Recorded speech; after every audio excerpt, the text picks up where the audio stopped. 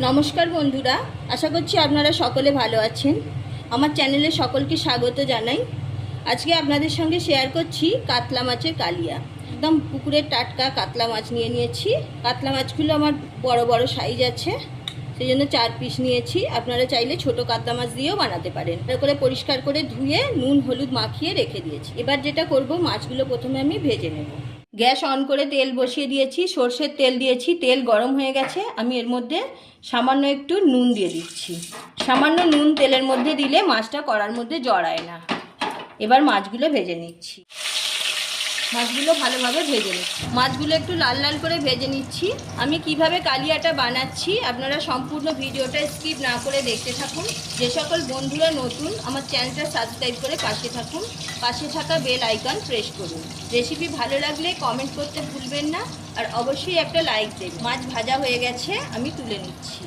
এইভাবে সবগুলো মাছ ভেজে নিচ্ছি। মাছ ভাজা হতে হতে আমি একটা মশলা রেডি করে নেব। মশলা রেডি করে নিচ্ছি। দিয়ে দিচ্ছি হলুদ গুঁড়ো, লঙ্কা গুঁড়ো, ধনে গুঁড়ো, জিরের গুঁড়ো, কাশ্মীরি লঙ্কার গুঁড়ো। একটু জল দিয়ে দিচ্ছি। জল দিয়ে মিশিয়ে নিচ্ছি। মাছ ভাজা হয়ে গেছে। মাছের তেল অনেকটা ছিল, আমি তুলে নিয়েছি। অতটা তেল আমার লাগবে না রান্নাটা করতে। দিয়ে দিচ্ছি ফোড়নে তেজপাতা, একটা কাঁচা লঙ্কা, একটা এলাচ, দারুচিনি আর লবঙ্গ, একটা পেঁয়াজ কুচি করে রেখেছি, দিয়ে দিচ্ছি। প্রথমে পেঁয়াজটা ভেজে নেব। পেঁয়াজটা আমি এখানে দু রকমভাবে ব্যবহার করব। পেঁয়াজটা অনেকটা ভাজা হয়ে গেছে, এবার দিয়ে দিচ্ছি থেঁতো করে রাখা রসুন। রসুনটা দিয়ে আরও একটু ভেজে নেব। পেঁয়াজ রসুন ভাজা হয়ে গেছে। আমি আগেই বলেছিলাম আমি দু রকমভাবে পেঁয়াজটা দেব।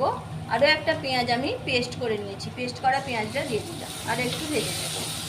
ভালোভাবে ভাজা হয়ে গেছে, এবার একটু চিনি দিয়ে দিচ্ছি। চিনিটাও পেঁয়াজের সাথে ভেজে নিচ্ছি। টমেটো পেস্ট করে রেখেছি, দিয়ে দিচ্ছি। এবার দিয়ে দিচ্ছি আদা বাটা। আদার কাঁচা গন্ধটা যাওয়া পর্যন্ত ভেজে নিচ্ছি। আগে থেকে মিশিয়ে রাখা মশলাটা দিয়ে দিচ্ছি। মশলার বাটিটা ধুয়ে একটু জল দিয়ে দিচ্ছি। মশলা ভালোভাবে কষানো হয়ে গেছে, মশলা থেকে তেল ছাড়তে শুরু করেছে।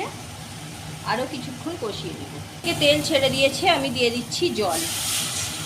গ্রেভিটা ফুটে গেছে, আমি স্বাদ মতো নুন দিয়ে দিচ্ছি। ভেজে রাখা মাছগুলো দিয়ে দিচ্ছি। একটা ঢাকনা দিয়ে 5 মিনিট সিদ্ধ হতে দিচ্ছি। কাতলা মাছের কালিয়া রান্না হয়ে গেল, আমি গ্যাসটা অফ করে দিচ্ছি। একটা পাত্রের মধ্যে নামিয়ে নিয়েছি। কত সুন্দর কালার এসেছে দেখুন কালিয়াটা। ভালো থাকুন, সুস্থ থাকুন। আবারও দেখা হচ্ছে অন্য কোনো এপিসোডে। আজ এই পর্যন্ত।